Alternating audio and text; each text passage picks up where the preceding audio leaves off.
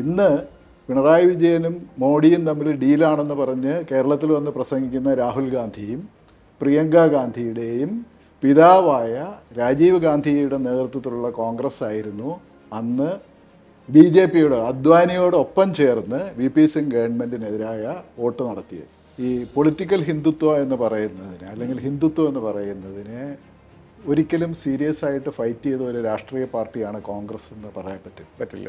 അതിന് ഹിസ്റ്റോറിക്കലി അതിൻ്റെ ബാഗേജ് ഉണ്ട്. ഈ ഹിന്ദുത്വ ഏതാണ്ട് വിക്രമാദിത്യൻ്റെ ചുമലിൽ വേതാളം എന്നതുപോലെ ഹിന്ദുത്വയുടെ ഒരു ഭാഗം കോൺഗ്രസ്സിനകത്ത് ഹിസ്റ്റോറിക്കലി ഉണ്ട്.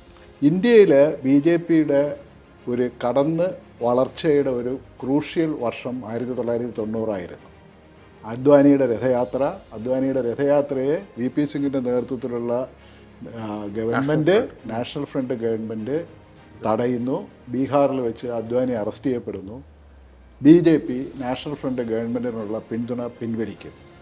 ഈ പിന്തുണ പിൻവലിച്ച് 1990 നവംബറിൽ VP സിംഗ് പ്രധാനമന്ത്രി എന്നുള്ള നിലയിൽ ലോകസഭയിൽ വിശ്വാസപ്രമേയം അവതരിപ്പിക്കും.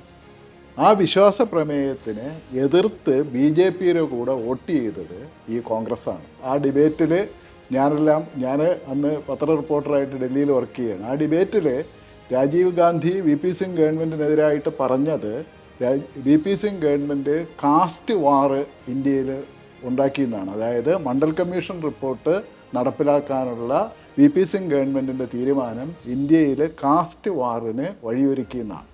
ഇതേ ആർഗ്യുമെൻ്റ് തന്നെയാണ് BJPയും പറഞ്ഞത്.